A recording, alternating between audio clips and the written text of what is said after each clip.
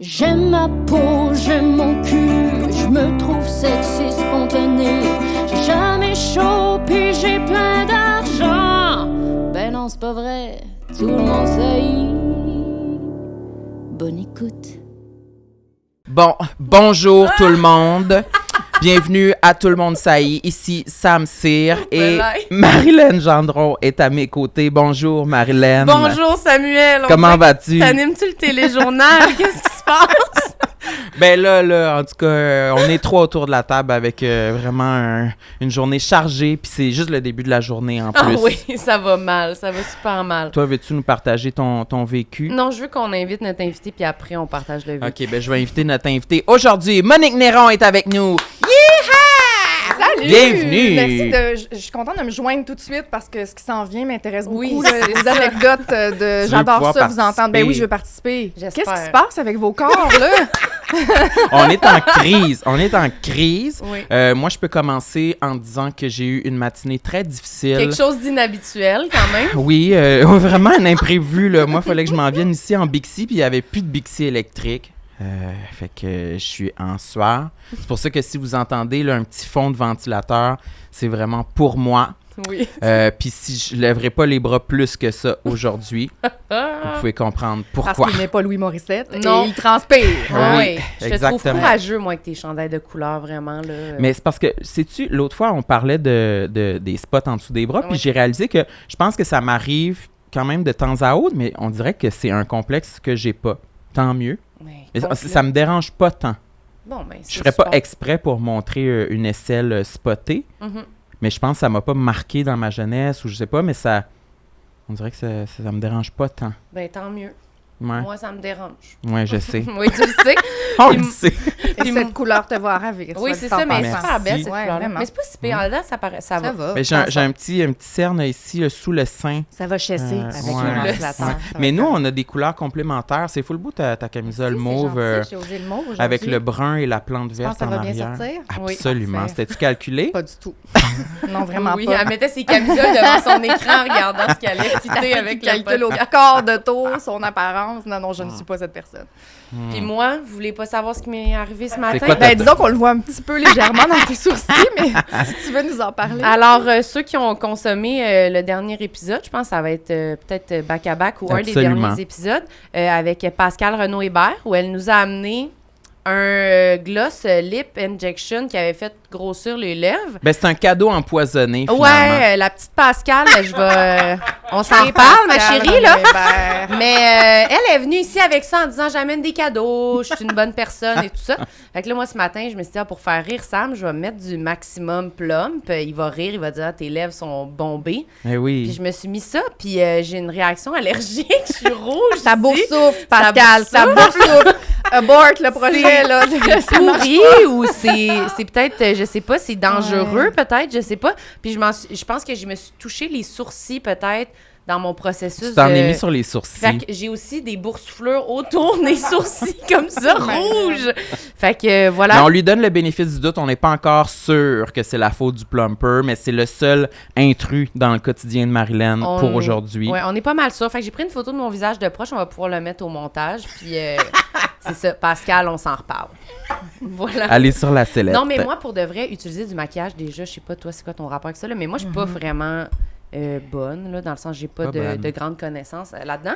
Puis ça, là, me mettre quelque chose en face, arriver ici, réaliser que j'ai des boursouflures, je suis comme, OK, j'ai-tu 7 ans, genre, puis j'ai pris, genre, de la crème à raser pourrite, puis je me suis mis ça dans la face, puis tout le monde est comme, oh non, ça allait pas dans le visage, ma petite chérie, fallait pas que tu Mais fasses ça. tu sais, des fois, dans les petites écritures de cosmétiques, là, c'est écrit comme tester. Tu sais, qui fait ça, là? Tester sur le poignet avant les réactions allergiques? Parce qu'il y a toutes sortes de cochonneries de produits là-dedans, là, d'ingrédients, Ben, en fait. clairement, c'est pour faire Oui, gonfler les c'est lèvres, ça brûle, puis ça Ouais. gonfle. Ça convient pas à tous les types de peau. Non, Tu c'est sais, si ça. t'as une peau moindrement fragile, tu vas réagir. Moi, j'ai une peau qui est super réactive. Si c'est un nouveau produit ou quelque chose qui est trop fort ou trop parfumé, tu sais, je deviens rouge écarlate, là. Ah, puis ça gonfle. Ouais, ça peut aussi enfler, effectivement. Puis c'est drôle que ça t'arrive aujourd'hui. J'ai fait cet hiver pour la première fois ils appellent ça une dermite périorale. J'ai tellement tourné beaucoup, j'ai tellement été maquillée souvent.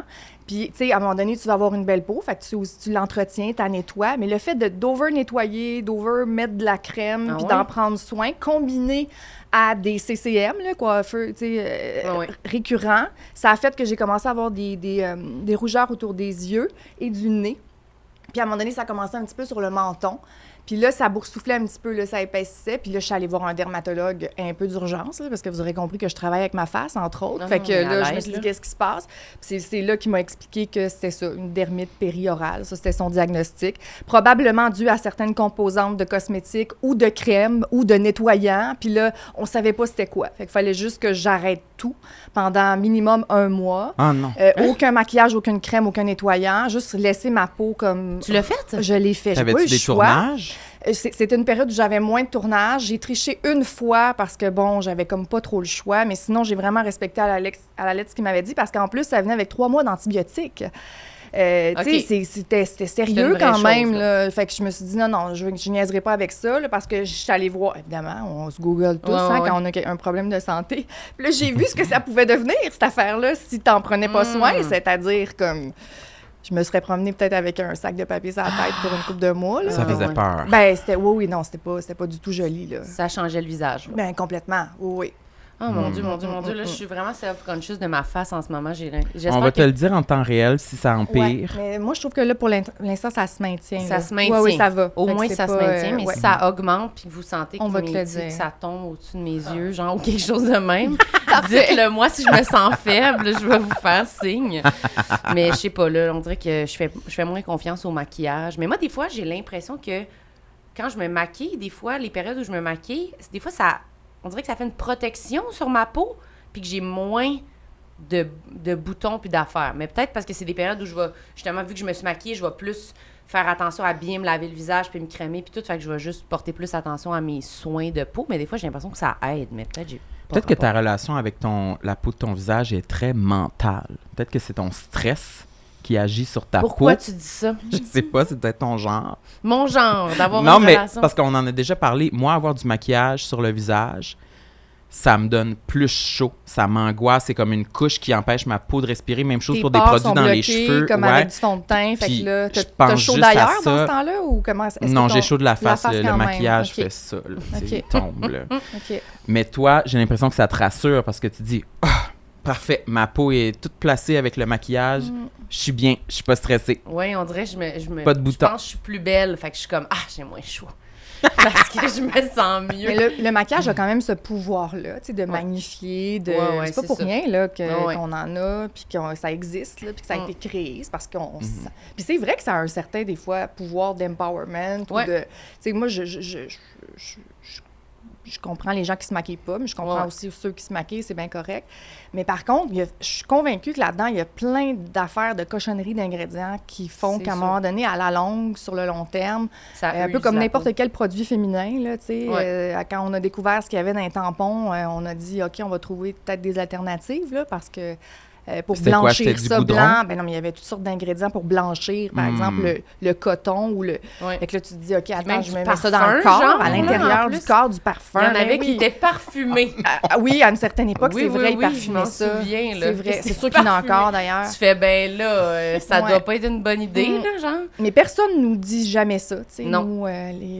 C'est comme quasiment comme c'est dans, tu sais, à la pharmacie, dans la section, quasiment des médicaments, là. Fait que tu fais comme, ça doit être correct, là, parfumé de même. En tout cas. Non, il n'y a pas de raison qu'on l'industrie de la cosmétique, c'est incroyable. Oui, vraiment. Puis il y a de l'argent à faire là, je veux dire. C'est pas pour rien que toutes les grandes stars de ce monde se lancent en ce moment dans la cosmétique, lancent des lignes, s'associent à des marques. Ça fait vraiment de l'argent, ça. Des millions. Hein. Des milliards, même, si on se fie à Kylie Jenner et Rihanna, par exemple, tu sais, qui font du cash comme de l'eau avec le maquillage, avec les produits, avec... Mais parce que c'est sûr que les gens en achètent. Ben oui. Fait que là, si t'es pour en acheter, puis là, tu fais, je vais prendre celui de Rihanna, voilà. On dirait que c'est de comme... Victoria Beckham ou autre, là, tu sais. Je suis tombée dans le panneau avec Victoria Beckham. C'est vrai? Ben oui, j'ai acheté son illuminateur, puis je suis vraiment très satisfaite. Il est extraordinaire, son illuminateur. Puis ça me c'est quoi un illuminateur? C'est pour faire de la petite brillance. Ici, tu vois. C'est-tu un bronzer? C'est pas un bronzer, c'est juste pour mettre de la lumière. Tu sais, moi, j'essaie de prioriser autant que possible des maquillages qui sont plus naturels, mais la lumière est bien tendance en ce moment. Tu sais, tu veux avoir pas l'air maquillée, mais juste comme avoir l'air d'avoir un beau teint avec de la lumière. Puis ça met une touche de lumière, tu sais, sur les sourcils, sur les paupières, le nez, puis même un petit peu ici sur la lèvre. Ouais, Victoria Beckham, c'était-tu ta préférée? C'est ça le truc. Tu en mets un petit peu ici. Oui, c'était ma préférée. Dans les Spice Girls? Oui, je l'aimais bien gros. Je sais. Puis ça va faire partie de ce qu'on va discuter, mais je pense que je m'identifiais à elle à cause de sa minceur, quand même, qui pour moi était un gros enjeu dans ma vie, là, mais on n'est pas rendu là encore. Non, on peut y aller. Oui, plongeons. Oui, on plonge! Non, mais en plus, je voulais vous demander, on commence-tu par, mettons, 0 étant ce qui me dérange pas de vous raconter, puis 10 étant ce qui m'embête, ou on y va free Vas-y, moi, j'ai envie qu'on plonge là-dedans. T'es libre de ton propre pacing. Mais je pense que Posh Spice vient nous lancer là-dedans. Choisir le début du sujet. Moi, petite, j'étais très, très, très, très mince, là. Tu sais, j'étais une enfant et surtout une ado. Puis je dis mince, puis je choisis le mot. Je dis pas maigre, même si... Parce que c'est encore à ce jour un mot qui me rend inconfortable, qui me rend pas bien. Parce que, tu sais, c'est ça qu'on disait de moi là, quand j'étais plus petite. Là, maigre. Et donc, ça venait aussi avec des fois des questions genre, t'es anorexique ou es-tu anorexique? Et ça, là... Je peux pas croire qu'on commence avec ça. Je vous le dis, ça m'a suivi toute ma vie. Parce que c'est quelque chose dont j'ai jamais parlé, parce que je me suis jamais autorisée à en parler, pour la simple raison que dire qu'on a honte parfois ou qu'on n'aime pas être mince, c'était complètement à l'inverse de tout ce que la majorité des gens, on est dans les années 90, souhaitaient. C'est-à-dire, tu sais, c'était le cul de la minceur, all the way à l'époque. Ça l'est encore aujourd'hui, mais... D'ailleurs, il y a comme une espèce de retour de la maigreur sur les catwalks, comme il y avait dans les années 90.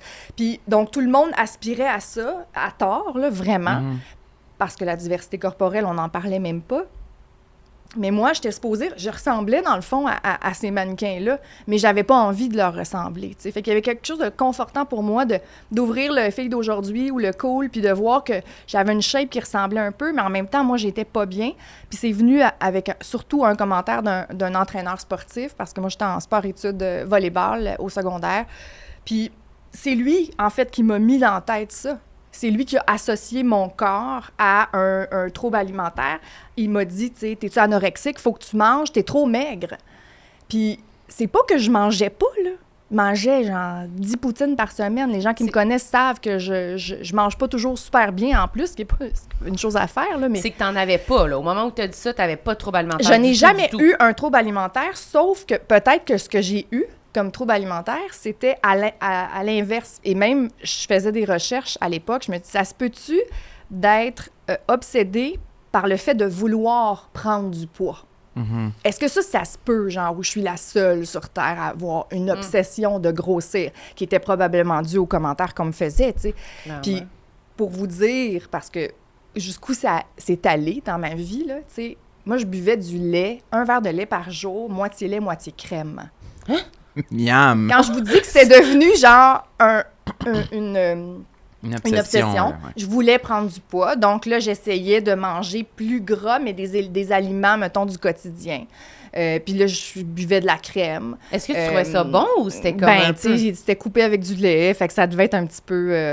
je me souviens d'avoir pas fait ça si longtemps, mais je l'ai essayé, tu sais. Je mangeais des portions normales, tu sais. Je me suis jamais privée. Au contraire, tu sais, je mangeais plus que le client demande parce que j'avais envie de prendre du poids. Puis, à un certain moment, j'en ai pris... On pourra en parler, mais j'en ai pris quand j'ai fait de la radio du matin, finalement, parce que le métabolisme est complètement au ralenti. Tu sais, moi, clairement, j'ai un métabolisme qui fonctionne bien puis rapidement. Fait que je reste mince, tu sais. Sauf que c'est ça, c'était devenu au point où, à un certain moment, c'est pour ça que je n'aurais jamais peur d'en parler, parce qu'il y a eu des témoins. Ma mère, dans le bureau du médecin, où j'ai demandé à mon médecin de famille à l'époque, c'est sûr qu'il existe quelque chose pour prendre du poids. n'importe quel médicament. Ça existe, il y a quelqu'un qui a pensé à ça. Ou bien un effet secondaire d'un médicament. Ça me dérange pas. Tu sais, un effet qui serait de prendre du poids. Genre un antidépresseur. N'importe quoi. Je voulais comme... J'avais quoi? Je sais pas, moi, 13, 14 ans, là. Tu sais, j'étais ado, puis je demandais au médecin une pilule pour prendre du poids, pour être mieux dans ma peau. Puis, tu sais, évidemment, quand on fait du volleyball, tu sais, on est beaucoup dans des salles d'entraînement, on est beaucoup comparé avec d'autres filles, avec des corps athlétiques qui étaient plus musclés que moi. Moi, j'étais une attaquante, j'attaquais très raide, même si j'avais des petits bras de poulet, là. Tu sais, j'avais quand même une fougue. Une force, Puis je me souviens des shorts... de notre uniforme de volleyball qui était très tight, là, qui était très serré à la cuisse. C'est comme un cuissard, là, pratiquement. Comme un cuissard, merci. C'est exactement le mot que je cherchais. Puis ça faisait que, tu sais, j'avais comme des petits trous dans les cuisses, là, parce que j'étais très mince. Puis ça, trous dans les cuisses? Ben, tu sais, ça rentrait par en dedans. C'est comme si ma cuisse n'était pas, elle était pas en cône, là, tu sais, elle était comme de même ou très droite. Ouais, je faisais pas très... Moi, j'aimais pas ça. Je voyais juste ça dans le miroir, là, tu sais, la minceur. Fait que là, j'essayais de m'habiller plus large. Ou, tu sais, ça a teinté longtemps ce que je portais pour essayer de que ça paraisse pas. Que ça paraisse pas, tu sais. Je voulais tellement comme prendre de l'expansion. Oui. C'est capoté parce que dans les faits, tu sais, puis c'est ça, quand je dis que j'en ai jamais parlé, c'est parce que les quelques fois où j'ai voulu le faire, évidemment qu'on m'a rabroué dans la seconde, là. Franchement. Tu sais, voyons, tu vas te plaindre. T'es chanceuse, on voudrait tout être comme toi, arrête de chialer, arrête de te plaindre. Fait que, tu sais, j'avais même pas le droit, mettons, de le dire puis de m'exprimer sur le fait que je me trouvais trop mince. Puis en même temps, ben, t'avais des entraîneurs sportifs puis des gens à l'école, même dans mon cercle d'amis super proches, là, qui me traitaient d'anorexique des fois, tu sais. Moi, ça, là, c'est devenu à un point tel comme partie prenante dans ma vie que pendant des années, quand je rencontrais des nouvelles personnes, je ressentais le besoin de dire que je mangeais beaucoup, comme tu comprends. Puis que j'aimais la poutine. Comme si je voulais me dédouaner, là. Genre, oui, je suis mince, là, mais guys, je n'ai aucun trouble alimentaire, tu sais. Mais tu sais, ça allait loin, là, dans l'espèce de définition de qui tu es puis de comment tu te perçois quand c'est rendu que tu veux comme tout de suite installer le fait que tu sais, je mange, là, ça va, là, tu sais. Puis j'ai travaillé énormément dans les dernières années. Vous avez peut-être vu certains projets que j'ai faits. Mais puis, donc, l'année dernière a été vraiment, vraiment intense. Fait qu'en plus de ça, j'ai perdu un peu de poids parce que j'étais fatiguée, parce que je roulais sur le 220. Puis là, c'est le public qui s'en est mêlé sur certaines photos. Commentaires. Commentaires là, sur la minceur. Puis tu sais, mettons, quelqu'un qui dit... C'est très anecdotique, là. Ça m'arrive pas tous les jours, puis c'est pas la majorité des gens. Mais un commentaire encore qui rentre, mettons, qui dit « Hey, ça te tente pas de manger, mettons. » Tu sais, ça vient, là, genre, me rentrer dans le ça corps, ramène dans des le affaires. cœur, ça ramène tout ça. L'époque où... Oui, mais c'est fou de se prouver de même. Moi, je pense que j'ai toujours fait exactement l'inverse de toi parce que moi, c'était complètement l'inverse. Je me trouvais grosse tout le temps. Puis moi, j'ai toujours tendance à essayer de dire, genre, comme s'il fallait que je dise à tout le monde que je mange bien, je fais du sport, je mange de la salade, ou je mange pas. Ouais. Ah oui, j'ai pas faim. J'ai pas faim. Ah oui. J'ai pas faim, j'ai froid. Idéalement, j'ai pas faim puis j'ai froid. Là. Ouais. Si je suis capable d'avoir pas faim puis d'être à table puis tout le monde a faim puis je suis comme... Oh, moi, je pense que je vais prendre un verre d'eau. Un jus, peut-être. C'est fou, tu sais. Si quelqu'un avait commenté sur une de nos photos, « Hey, ça te tenterait pas de manger? » J'aurais passé la plus belle journée au monde. Mais c'est vraiment l'inverse, là. Mais c'est vraiment le scénario inverse de... se prouver aux autres. Puis c'est vrai que moi, je plaide, entre guillemets, coupable de... Là, on est vraiment plus conscient de ça. Puis en ayant nous-mêmes nos issues, là, nos problèmes avec notre poids, puis tout, on dirait que je vois que peu importe le corps qu'on a, tout le monde en a, tu sais. Presque tout le monde a des problèmes avec ça.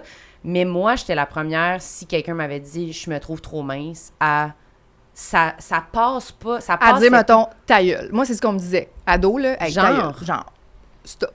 C'est ça, mais c'est que moi, j'ai été tellement conditionnée à vouloir ça que c'était comme si je pouvais pas accepter que tu me dises ça. J'étais comme, non, genre aucune ouverture à dire, ben non, je peux même pas m'imaginer un monde dans lequel être mince, c'est négatif.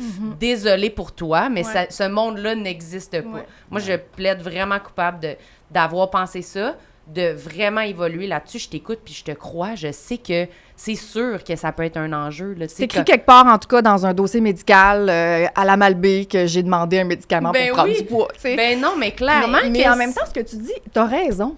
T'as raison, puis c'est pour ça que j'ai arrêté aussi, j'en ai pu parler, puis je suis consciente aussi, puis que le corps que vous voyez aujourd'hui, il correspond aux vieux standards de beauté classique. Là. Ça veut pas dire que t'as pas le droit de pas être bien. Mais aujourd'hui, je suis bien. Okay. Ça, c'était beaucoup quand j'étais adolescente. Je pense qu'en vieillissant, parce que ça fait partie aussi de ce qui m'arrive, comme ce qui arrive à tout le monde, mais bon, on dirait que passé 30 ans, le corps, il se comporte plus tout à fait de la même façon. Tu le sais pas encore, mais moi, je le sais. C'est ça. Il ralentit. Ça ralentit. Donc, et moi, ça a coïncidé avec mon arrivée avec Paul Arcand à l'époque, donc la radio du matin. Puis quand je dis que le métabolisme ralentit, on se lève en plein milieu de la nuit, à 3h30 du matin, on mange pas aux heures régulières. C'est pas, notre corps est conçu pour l'être humain pour fonctionner en fonction du soleil, puis des jours et des nuits. Là, quand tout ça est mélangé, le corps, il comprend plus, là. Fait que là, il ralentit, puis là, t'as faim comme t'as faim à 6 h du matin, mais t'as encore faim à 10 h quand le show est fini, tu sais. Mais ça, c'est de quoi qu'on n'a jamais parlé. Ça doit être dur, adapter ton alimentation. Il faut faire plus attention. Puis, tu sais, nous, on était des bons vivants, là. Moi, j'avais 27 ans quand j'ai commencé. J'en suis encore une bonne vivante, mais, tu sais, on buvait beaucoup de vin, puis, tu sais, je veux dire, on faisait la fête aussi, puis je faisais pas du tout attention à ce que je mangeais, sauf le matin, tu sais, comme un shake, quelque chose de te soutenir au minimum. Oui, c'est ça, exactement. Même si souvent, j'avais pas faim parce que j'étais tellement sur l'adrénaline, puis tellement dans le jus dès le moment où j'ouvrais les yeux, c'est-à-dire comme à 3h30 du matin, moi, ma journée commençait, puis j'étais déjà on, là, tu sais, sur tout. Fait qu'on dirait que ça faisait en sorte qu'on mangeait tout croche. Puis, tu sais, moi, je me souviens, sur le fly, j'avais des noix un peu dans l'auto. Mais j'ai fait des couvertures médiatiques où j'ai pas mangé pendant 12 heures, 15 heures de temps parce que c'était pas une option, là. Pas le temps de manger. Mais après ça, quand tu as faim, là, tu dévores, là. Tu manges bien. Là, le corps, c'est ça va pas du tout. Mm-hmm. Ça a été une période plus dure pour ça? Ça a été une période où là, j'ai pris du poids pour la première fois de ma vie, mais j'étais super contente, dans le sens où j'étais comme, OK, ça se peut, là, tu sais, là, ça se passe, tout ça. Puis là, à un moment donné, à quel point, mettons, genre, tu changeais de taille de vêtements au magasin? Oui. Ah, définitivement. Okay. Définitivement. Oui. Puis d'ailleurs, ça a donné... là, c'est là où c'est pervers en tabarouette, parce que tu es habitué à une image de toi, mettons, des photos. Notre métier est public, vous le savez, on a toujours des images qui sont... Hein? Oui. Ouais, bonjour. On fait ça, c'est public, on est toujours filmé. Puis moi, au début de ma carrière, là, si vous saviez à quel point je m'excuse pour le langage, je me contre-crissais de ce dont j'avais l'air. Je m'en foutais. J'étais comme, moi, je suis là pour du contenu, j'ai des choses à dire, j'ai des choses à faire. En plus, je faisais de la radio au départ. Fait que mon physique, des photos, ça m'importait peu, tu sais. J'avais une tox à la tête, j'étais jamais maquillée, Sauf que là, arrivent ces premières photos promo. Puis l'affaire, c'est qu'au début, tu ne sais pas que ces photos promo-là vont perdurer dans le temps, vont être récupérées par d'autres gens qui vont te recevoir pour toujours. Oui. Ad vitam aeternam, à l'infini. S'il y a des gens qui doivent utiliser une photo de toi qui sont pas trop regardants sur l'année de la publication de la photo, hein, ça peut vraiment être 2012. Hein. Oui, sans problème. Oui, complètement. Pourquoi pas? Elle est super là-dessus. La photo est très claire. Moi, j'adore cette photo-là, la teinte. Fait que c'est ça qui s'est passé, c'est que ces photos-là existent encore. Et là, c'est sûr que, tu sais, moi, j'ai un regard quand même qui est assez franc. Tu sais, j'ai des yeux qui sont intenses. Puis ces photos-là, tu sais, sur certaines d'entre elles, combinées au fait que, tu sais, j'ai un peu plus de poids. Puis en plus, je suis comme, mettons, la biche égarée là, sur l'autoroute de la Vérandrie, là, au moment où le camion arrive, là, tu sais, comme les yeux de même, avec la face ronde. Puis en plus, j'en ai une coupe où est-ce que c'est dégueulasse. J'ai les cheveux de même, genre. Puis là, avec des joues, genre, c'est comme... Puis ça existe encore. Allez-y, là. Vas-y, allez-y, les chercher. Ah oui, on va y avoir plusieurs photos de nous dans cet épisode. J'ai plus d'orgueil, mais sérieusement, elles existent encore. T'as l'air de Morticia Adams dans la famille Adams. Exactement. Et d'ailleurs, j'ai un ami qui me l'a déjà dit. Ah, celle-là, c'est mercredi. C'est très mercredi. Fait que là, c'est ça, exact. Fait que donc, ces photos-là restent. Puis ça, à travers le temps, j'ai compris qu'il fallait comme juste faire un peu plus attention. Pour soi-même aussi, des fois, là. Ben oui, tu sais, c'est notre image, Donc, maintenant, j'ose, mettons, dans un photoshoot, dire « Ouais, celle-là, peut-être un peu moins », alors qu'avant, je laissais carte blanche, je disais rien, ni sur mon look, ni sur ma face, ni sur mes cheveux, ni sur quoi que ce soit. Tu te permets, là, de le dire, ben, de faire un commentaire. Parce que je sais que si je l'aime pas, cette photo-là, je vais vivre avec longtemps, là, puis elle va être récupérée, puis tout ça. Je sais jamais c'est à quel niveau... Ben moi, c'est sûr, je le dis. Moi, je suis passée de l'autre bord. Moi, je le dis avant que ça commence. Tu dis quoi? Je dis... Juste te dire, moi, mettons, je vais me trouver grosse pilette. Sur toutes elle fait les photos que tu vas prendre de moi. OK. Fait que juste sache, ça n'a pas rapport avec ton talent de photographe. Ça va être ça ma réaction. Sûrement que la photo va sortir, puis je vais dire « Arc, tabarnak ». OK. En voyant la photo. Mais mon Dieu, j'admire tellement ça, ta capacité d'être capable de le dire. Non, mais... Je pense que je vais m'inspirer de toi la prochaine fois. Pas sûr, je sais pas. C'est quoi la face qu'ils font, eux autres? Ça dépend de la personne. Ils prennent 2 minutes, ils se regroupent. OK, c'est une cliente comme ça. Mais sérieux, soit ça... Mon expérience à date, d'habitude, ça crée un lien. On passe tout de suite à l'autre étape de « OK, on va tout dire ici, ça va bien aller ». Ou si tu pognes quelqu'un que ça ne tentait pas d'aller dans cette zone-là, puis qui est juste comme, OK, je pense qu'elle me tape ses nerfs. Mais je suis prête à... Ça m'est rarement arrivé de sentir ça, de me dire, c'était trop lourd. D'habitude, c'est plus drôle. Non, t'as assez de tact pour... Ouais, d'habitude, je le file que ça va être pour rigolo. Faire passer là, ton point, là. Oui, c'est ça. Ah, ça, dans l'humour. Oui, dans l'humour, ouais, mais c'est vraiment de la sincérité à ce moment-là. C'est pas de l'humour, là, tu sais. Mais oui, moi, j'ai passé de l'autre bord parce que sinon, c'est... Je peux pas regarder la photo de moi.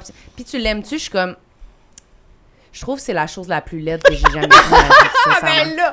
Ouais, OK. J'ai l'impression... Tu comprends? Mais en même temps, je peux comprendre. Oui, ben oui. Fait que là, tu finis par laisser aller. Tu te dis, je vais m'en remettre aux professionnels, puis j'aurai pas le choix de vivre avec celle-là, mettons. T'abdiques ou tu... Ben c'est sûr que je vais en prendre une souvent que je vais dire, ben je me trouve quand même laide, mais moins laide. Moins laide, mais je trouve ça dur. Mais je m'améliore. Mais je sais pas si je m'améliore juste parce que j'ai maigri. Ou si ça, c'est un bon point. Si t'as lâché prise ou si c'est parce que ça concorde avec une période où tu perds du poids aussi? Je pense pas que je me suis améliorée pour être bien sincère. Mais ces photoshoots-là, on peut-tu en parler 2 secondes? Oui. La lumière, comme l'éclairage. L'angle. Moi, la lumière, fake, là, la lumière, comme... Là, les spots, là, la lumière blanche, là, je pense même pas tant la face, là. C'est-à-dire que la lumière naturelle, oui, mais en studio, comme ça, là, tu sais, ils ont des gros éclairages, puis là, ça flash, tout ça, là, c'est comme si c'est ça qui fait ma face de biche égarée, là. Je sais pas, parce que c'est flat, c'est de la lumière qui est flat, souvent, ces campagnes promo-là. C'est pour ça que vous remarquerez, regardez les photos de radio, mettons, les gens qui sont des panneaux de radio.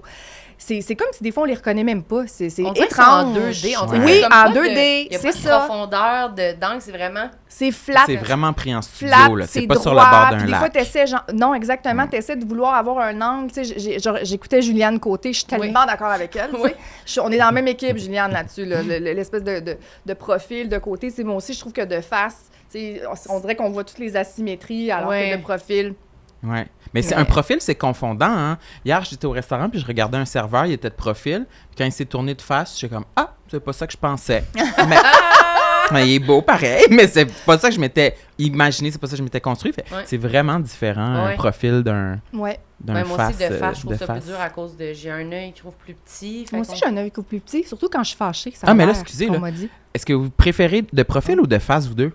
De profil. Je dirais je pensais que tu disais l'inverse. Non, de profil. Toi, t'as mieux de profil aussi? Un peu de profil, je dirais. Un petit angle. Un petit angle. Ça aide la mâchoire. Ça aide tout, c'est ça. Ça fait moins mes 2 yeux, que j'en ai toujours un plus petit, la bouche un peu tout le temps. Là, je me dis, mes joues, mais...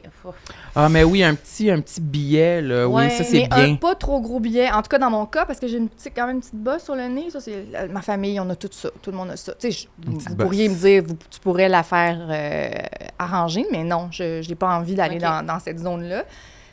Mais t'énerves-tu? Ben, je pense que j'ai appris à vivre avec. Je l'accepte. Tu l'aimes? Là, je vous en parle. Peut-être que là, je vais la remarquer plus. Puis tout ça, mais tu sais, j'ai quand même Si je l'aime, je pourrais pas dire ça. J'irais pas là. Mais j'irais pas dans cette je l'assume, ça va. Tu sais, je veux dire, à un moment donné, il y a personne de parfait, puis j'aspire pas à cette perfection-là. Là. Tu sais, j'ai une petite bosse sur le nez, ça m'a jamais dérangé, puis je le mentionne. Fait que clairement, ça me dérange un peu. Mais ça existe. Ça existe, c'est là. Ça serait quoi le nez que tu préférerais avoir? Ben, ton mettons, top nez, là. Si j'osais, là, tu sais, je trouve qu'il est correct étroit, il est grosseur, il est à bonne place. C'est peut-être juste comme la petite bosse ici, je l'aurais peut-être fait arranger si j'étais à Hollywood, genre, mettons. Que j'avais tout le temps des gros Kodak sur mon nez, là. Mais là, non, ça va. Moi, j'aime ça, un petit rebondi. Tu l'as un peu sur le bout du nez, le petit rebondi, retroussement, là. Un petit peu comme dans le Grinch. Oui. Mais pas le Grinch, mais Grinch étant Cindy très Lou prononcé. Chou. Oui, Ah oui, oui. t'aimes ça, les petits nez retroussés? Oui, un petit peu. Es-tu en train de dire que t'aimes mon nez? Oui, mais moi, je le trouve très beau. J'aurais gentil, remarqué merci. aucun défaut. Non, c'est vrai. gentil. Ouais. Mais moi, je remarque quand même les nez. J'aime quand même les nez. Oui? C'est rare que je vais me dire, même des nez comme différents, c'est rare que je vais me dire, je changerais ça. Je trouve souvent que ça, je sais pas, ça rajoute de quoi d'en face. Moi, je trouve que mes traits sont comme inexistants un peu dans mon visage. Ils sont pas spéciaux. Non, mais tu sais, mon nez, il est comme, on dirait que tu prends un nez genre sur un T'avais pas un dit bonhomme, là, sur puis la Wii, quand tu te fais un bonhomme Ouais. sur la Wii, sur le je change Nintendo? aucun paramètre. C'est celui de base. J'ai les paramètres de base. Mais tu sais que ton nez, il est comme particulièrement beau et tout symétrique et Minuscule. parfait. Hein? En Non, mais il effet. est tout petit, mais il est comme tout droit, il est beau. Il est magnifique, ton nez. Ben, il est de base. Il est pas de base. spécial. Mais tu sais, toi, c'est ça. Non, mais en tout cas, je trouve qu'il y a des fois, il y a des gens qui ont comme des traits un peu plus accentués, je sais pas, puis je Mais toi, trouve t'aimes que ça, la personnalité, hein? C'est ça que j'allais dire, Le nez est un vecteur de personnalité. Ouais. Marilyn adore les personnalités. Oui, puis moi, je trouve que mes traits sont pas très personnalisés à moi, sont comme Voici une généraux. Québécoise. Voici une De souche. Oui. Québécoise de Moi, on m'a déjà dit, un maquilleur m'a déjà dit que j'avais parmi les plus beaux os de visage qu'il avait vu Os de dans visage. sa carrière. Ah, comme C'est les joues, os, le là, puis les ouais. joues, la mâchoire. Là, puis j'étais comme, c'est un compliment que j'aurais jamais pensé, parce que, bon, lui, c'était un compliment là, qu'il me faisait, que j'aurais jamais pensé recevoir. Tu sais, t'as des beaux os de face. Ça va, là, parce c'est que super. vous autres aussi, vous en croisez des maquilleurs et des maquilleuses, j'imagine beaucoup. Hein? Des fois, ils nous disent beaucoup de choses sur notre peau, sur notre face. On m'a déjà dit, ouais, ça va pas du tout, là, l'hydratation, là, c'est très, très, très, très sec là, ici. Mais je pense pas que ce soit ta peau. Je pense que t'en prends soin comme il faut. Je pense que t'es sèche en dedans. Ton cœur est sec. Hey, guys! Je suis sèche en dedans. Sèche en dedans. OK, ben, je comprenais ce qu'elle voulait dire. Elle voulait dire bois de l'eau. Bois de l'eau, ouais, mais ça... Hydrate-toi avec de l'eau, du liquide. Ben, elle aurait pu dire bois de l'eau, peut-être. Oui, peut-être. Ça aurait Mais toi, eu tu moins bois juste de la bière. Du vin surtout, puis des bulles. Juste du mais champagne. c'est ça, beaucoup de champagne. Ça hydrate pas tant, Oui, finalement. c'est Ça ça. assèche en plus la peau, l'alcool. Oui, vraiment. Mais quand on parle d'apparence, ben j'ai écouté quand t'es allé faire le podcast du L, là, justement. Puis c'était quoi que j'avais comme... Je faisais une connexion un peu avec notre métier, mais tu sais, tu parlais avec le métier d'humoriste un peu, tu parlais de le test un peu que tu avais fait là, sur tes réseaux sociaux, sur, je sais pas comment dire, là, sur l'impact de ton apparence dans ton métier. Versus ma crédibilité. Exactement. Exact. De publier des photos sexy. Oui. Si, exemple, d'assumer plus mon corps de Oui. mi-trentenaire, puis de l'exposer un peu plus, ça pouvait jouer sur l'opinion que les gens avaient de moi par rapport au métier que je fais, puis au type sujet de projet, à ta au sujet que je peux traiter. crédibilité, Comme Exactement, c'est journaliste, ça. puis tout ça. Puis le résultat était que oui, un tu sais. chercheur m'a même dit, tu sais, que du Labfluence de l'UQAM, que si j'avais publié ça en début de carrière, j'aurais pas la carrière que j'ai aujourd'hui, où ça aurait eu un impact dans la perception des gens sur moi. Alors que dans les faits, tu sais, je veux dire, il n'y a aucune de ces photos-là qui est à ce point déplacée, Non, ou c'est qui est déplacée, là, mais ouais. Pas du tout, mais c'est comme un truc de façon un peu parallèle, mais qui est similaire quand on parle d'humour. Nous autres, des fois, on se demande, on disait, par rapport à notre poids, notre apparence, whatever, des fois, on se dit, est-ce que je vais être plus drôle si physiquement, je suis plus... puis je suis moins... Je peux-tu être sexy, entre guillemets, sur scène, puis que ce soit quand même drôle? Il y a quand même eu une période où je me souviens là, d'avoir entendu des gens dire comme « Ah, mais toi, pas trop sexy sur scène, pas trop... » C'est comme ça ça fait moins bien passer le message, c'est moins drôle. Fait qu'il y a comme des codes quand même dans le métier de l'humour sur scène. Okay, ça n'en prend pas gros, je trouve, pour que les gens enlèvent de la crédibilité à ce que tu fais à cause de ton apparence. Je trouve que c'est comme, des fois, c'est comme la ligne est tellement mince de, ben là, je te trouve trop laide, ben ça me tente plus de t'écouter, je te trouve trop belle non plus, c'est comme un moment donné, je sais pas sont où les paramètres, là, tu sais, de ça, là. Fait que je trouvais ça vraiment intéressant que tu dises ça parce que je pense que ça existe vraiment, là, tu sais, puis qu'on dit qu'on veut pas l'avouer, mais on a tellement, notre perception des gens est tellement teintée par leur physique, là, j'ai l'impression que c'est 80% de pourquoi on juge les autres, c'est ça. Là, les gens parlent encore beaucoup du corps des autres. Mais alors, moi, ça m'est arrivé encore cet été dans ma propre famille. Là. Salut, papa, maman, bonjour. Mais ils savent parce que j'ai ouvert de plein gré la discussion avec eux. Je suis comme, allez-vous arrêter de me dire... Parce que ma mère, souvent, me dit, maman, je t'aime, OK. Tu sais, mettons, on va te remplumer, là. Tu reviens là pour l'été, en vacances ou dans le temps des fêtes. Ou, je sais qu'ils font un effort parce qu'ils sont au courant des issues dont je vous ai parlé, mais il y a quand même souvent des commentaires sur comment j'étais habillée à tel endroit. Pas sur ce que j'ai dit, sur comment j'étais habillée, comment mes cheveux étaient placés. À un moment donné, j'avais des ongles un peu plus longs. Là, je prends une petite pause là, de trop de vernis, mais... pour restaurer mes ongles, c'est une autre affaire, là, en tout cas. Pareil que la peau. Puis là, mon père, tes ongles sont un peu longs. Ah, t'as trop de bagues. Tes ongles sont un peu longs? Des bagues. Voyons. Ouais, les ongles étaient un peu trop longs. Ils étaient comme, je sais pas, moi, quelques millimètres de plus que ça.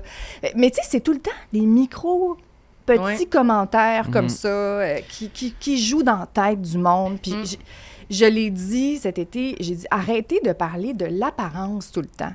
Tu sais, ils voient quelqu'un à la télé, là, puis je parle pas juste de mes parents, je parle des gens en général. Là. Qu'est-ce qui sort en premier? Elle a vieilli ou a pris du poids ou elle a maigri ou... Stop! Arrêtons de faire ça. Arrêtons de commenter tout le temps le corps des gens. Il y a quelque chose à désapprendre. Je pense les gens ont beaucoup une opinion sur ce qui se passe à la télé parce que c'est un hobby que la majorité des gens font chaque jour.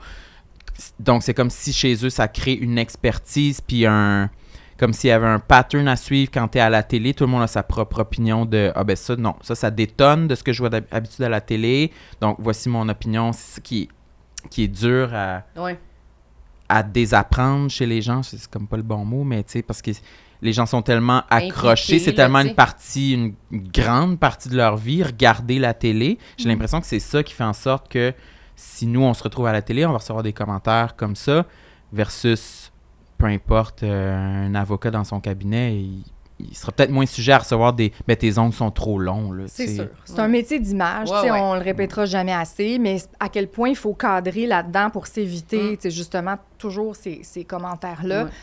Ça t'a affecté, toi, quand même, tu disais de penser à ton image, puis tout, puis la question reliée à ça que j'avais en tête, c'était... Tu disais, est-ce que je changerais, est-ce que je ferais différemment? Si je savais que de mettre des photos de moi, mettons, dans ma vie au quotidien, ça aurait une influence sur ma carrière, si ça t'a quand même habité là, pendant beaucoup de temps, qu'est-ce que tu, en regardant ça en rétrospective, est-ce que tu dis, je le ferais, puis au pire, j'aurais pas la carrière que j'ai en ce moment, mais j'aurais pas eu ce concern-là, j'aurais pas été habitée par ça toutes ces années-là, ou je referais pareil, puis j'aime mieux avoir eu le contrôle là-dessus? J'aimerais, en fait, j'aurais aimé que la moi de cet âge-là, qui avait 26 ans et des poussières, là, c'est-à-dire ton âge, hein, sauf erreur, si t'as pas eu ton 27, 26 ans, s'en foutre. Soit capable de s'en foutre. Puis elle a la capacité que j'ai aujourd'hui de dire c'est pas vrai que parce que j'ai un petit bout de peau ici dedans que je suis pas compétente ou que je suis pas crédible ou que je peux pas interviewer un ministre ou... à un certain moment, je pense qu'on a vu, même dans les derniers mois, on en a discuté dans le podcast aussi du L, tu sais, des chefs d'État, femmes, dans la trentaine, vivent leur vie, leur best life dans un festival, avec une robe courte, avec un crop top, puis tu sais, à un moment donné, c'est correct, là, ça fait pas des... Je pense que ça fait partie aussi de l'espèce de démocratisation du corps de la femme qui a été sexualisée tellement longtemps, puis qui a été... Donc, on se cachait pour pas attiser le regard, pour pas attiser le désir, l'envie, tu sais. Je veux dire, il y avait quelque chose de tout ça, là, de vouloir être fade, de vouloir fondre. Tu sais, moi, quand j'ai commencé la radio, c'est encore beaucoup un milieu d'hommes, là, tu sais, c'est des hommes qui travaillent 24/7 puis qui travaillent excessivement fort, qui sont incroyablement compétents, mais là, tu arrives dans cette ligue-là puis tu veux performer, tu sais. Le corps, là... Tu sais, on l'efface. On l'efface. Puis c'est ça qui a fini par me... Fait que probablement que je referais la même chose. Parce que tu sais, c'était ça à ce moment-là. Puis je travaille beaucoup là-dessus, sur arrêter de... En ce moment, tu sais, j'aurais-tu fait des choix différents? Oui. J'aurais-tu... Tu sais, même par rapport à ma carrière. Ça c'est pas un complexe physique, mais c'est quelque chose que j'aime moins de moi aujourd'hui, le fait d'avoir été trop taguée comme étant sérieuse. Tu sais, mon parcours me définit évidemment comme quelqu'un qui a traité de sujets très lourds, très durs, importants, des enjeux sociaux. Mais je suis tellement plus que ça. Puis ça, j'ai pas eu beaucoup l'opportunité puis l'occasion d'en parler. Puis c'est comme si des fois, je me dis, « Hey, là, il va peut-être être trop tard à un moment donné. » Tu sais, je suis en train de manquer le bateau. C'est terrorisant. Ça m'empêche de dormir, pour être bien franche avec vous autres. Parce que moi, j'ai toujours vécu avec un tic-tac. J'avais 19 ans, j'ai commencé à faire de la radio à l'âge de 16 ans, là, puis de la télé dans Charlevoix. Puis déjà là, je le savais qu'il fallait que j'aille vite. C'est parce que j'avais tellement de rêves, tellement d'affaires que je voulais accomplir que chaque seconde comptait pour y arriver. Tu savais que t'allais manquer de temps, là. Go, là. Puis là, la décennie de la vingtaine passe, t'installes des affaires parce que, tu sais, le chemin, il se fraye pas en claquant des doigts, là. Il faut que tu essaies des affaires, Puis là, à un moment donné, on m'offre un poste avec Paul Arcand. Évidemment, là, tu dis oui, peu importe qu'est-ce que c'est, là. Tu sais, je veux dire, je l'ai souvent dit, mais on m'aurait offert du sport, de la culture, on m'aurait offert autre chose. J'aurais sans doute fait mes devoirs pour y arriver, pour pouvoir plonger dans ce créneau-là. Là, celui qui était ouvert, c'était celui de la justice, tu sais. Fait que j'ai plongé dedans en me disant, je vais faire mes classes, mes preuves. Combien de journalistes et les Patrick Lagacé de ce monde, là, ils ont commencé au fait divers, au journal, ils ont commencé en couvrant. Tu sais, c'est très général, c'est ce type d'histoire-là. Puis là, à un moment donné, je me suis rendu compte que je restais taguée à ça, accrochée avec une étiquette, en fait. Puis on est dans un milieu où les étiquettes sont dures à enlever. C'est fou, ça. Puis, parce que j'allais dire, en prenant le contrat avec Paul Arcand, tu t'en rendais-tu compte que ça te plaçait dans une trajectoire sérieuse ou pas encore? Bien, sur le coup, j'étais déjà dans une trajectoire sérieuse. Tu sais, j'avais commencé un petit peu aux nouvelles parce qu'il m'avait dit hey, « on va te faire quelques heures de remplacement. On va te former partout. » C'est ça, moi, qui m'avait dit « on va te former partout, puis on va pouvoir... » Parce qu'on voit que tu as du talent, tu es travaillante, fait qu'on va te former partout. Puis là, ça donne que je me retrouve là. Je pense que j'étais consciente que c'était pas le créneau... dans lequel je voulais rester toute ma vie. Moi, je le savais, ça. Sauf que là, je suis quand même restée là 6 ans. J'ai adoré tout ce que j'ai fait. Je ne regrette aucune de ces années-là. Au contraire, ça m'a formée comme communicatrice. Ça m'a appris à raconter des histoires. Vous faites des numéros d'humour sur scène. Faire 2 minutes et demie de chronique, puis l'avoir travaillé pendant des semaines, un dossier fouillé, puis là, paf, tu sais, c'est comme un temps de glace, il faut que tu ailles scorer, quelque chose de très galvanisant, de très... moi, j'ai adoré, là, j'ai appris mon métier, puis faire la radio. J'aime tellement la radio, ça me colle à la peau. Mais quand j'ai eu mon fils, là, je me suis dit, là, il va falloir que j'élargisse ma palette, il faut que je fasse autre chose. Là, j'ai commencé à faire des projets télé, puis j'ai pris la décision de ne pas retourner dans ce créneau-là. Mais beaucoup de gens m'y associent encore, tu sais, à ce jour. Ce serait quoi le créneau que tu aurais plus envie? Tu voudrais-tu animer Taxi payant, genre? Ben, Taxi payant, peut-être pas. Je voudrais jouer, par exemple. Oui, ça a vraiment l'air le fun. Aller faire quelques jeux télévisés, pourquoi pas? Oui, c'est ça. Mais non, pas animer nécessairement des quiz ou autres, mais tu sais, je m'ennuie des grands plateaux lidés par des femmes. Tu sais, à l'époque, là, Christiane Charette, je me souviens, tu sais, il y avait autant du sérieux qu'il y avait du plaisir. Là, en ondes, autour de sa table. La fosse aux lionnes. Oui, la fosse aux lionnes, ça se passait pas toujours bien, c'est ce que j'ai compris sur ce plateau-là, mais tu sais, France Baudouin, là, souvenez-vous, à l'époque de Bon baiser de France, tu sais, avait un plateau qui était très déjanté, mais où il était autant question d'actualité que de questions, par exemple, de artistiques ou autres, tu sais. Je pense que c'est de ça, dont je plus varié, dans le fond, tu veux plus généraliste, tout simplement. C'est ce que je fais déjà aux Jean Rubin à la radio, là, c'est-à-dire que j'ai... Puis même à l'Union nous appartient, à Télé-Québec également, tu sais. Là, je pense que j'ai travaillé à élargir cette palette-là, puis à aller dans d'autres créneaux, mais c'est pas évident. Mais tu t'en sors de cette étiquette-là, donc?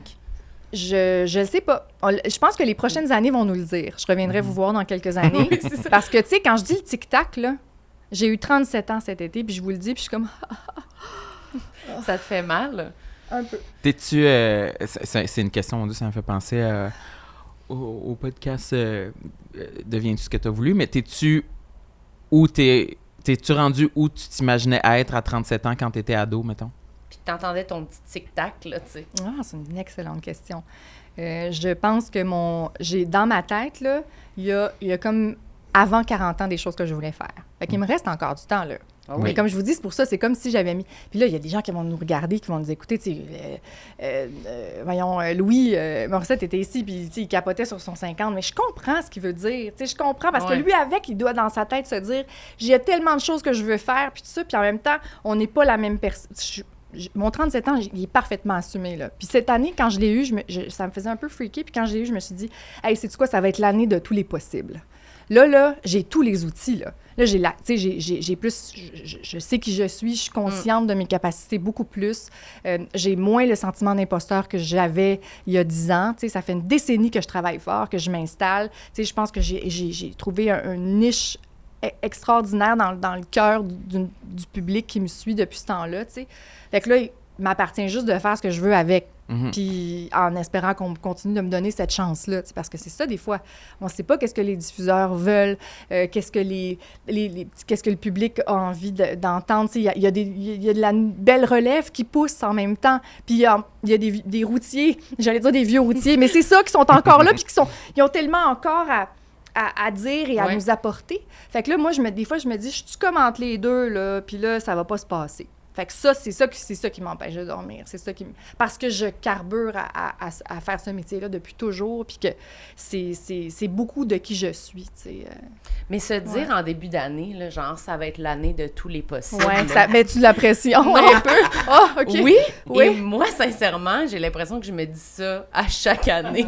Je suis comme, OK, cette année-là, c'est celle-là. Là. Ça va y aller. À chaque année, je suis comme, là, j'ai vieilli, je suis une femme. Mais je pense que je me disais ça à 8 ans, genre. J'étais comme, cette année, j'arrive à l'école, puis je suis fucking belle. Puis tu sais, je suis hot, puis je suis bonne. Puis à chaque fois, je sais pas. Mais on dirait que je me dis ça à chaque année depuis toute ma vie, puis... Mais j'ai l'impression qu'à un moment donné, peut-être ça devient plus concret, plus vrai. Puis là, tu fais, c'était vraiment... Je l'ai vraiment senti, là. Je l'ai pas juste dit, là. Je l'ai vécu, là. Ouais. J'ai placé des pions puis faire des actions en conséquence. Ouais, ça, je l'avais fait à 25 ans, tu vois. À 25 ans, je trouvais que ça allait pas assez vite à mon goût. Là, j'ai activé la patente. Je suis arrivée au 98.5 Cogeco.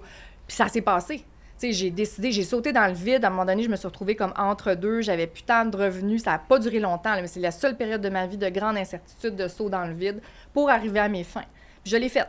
Ça a marché. Mais tu sais, des fois, il faut activer. Il n'y a pas personne qui va construire nos carrières ou nos vies autres que nous-mêmes. Il faut faire des moves épeurants un peu. Je pense que oui. Je pense que oui. Puis c'est ça.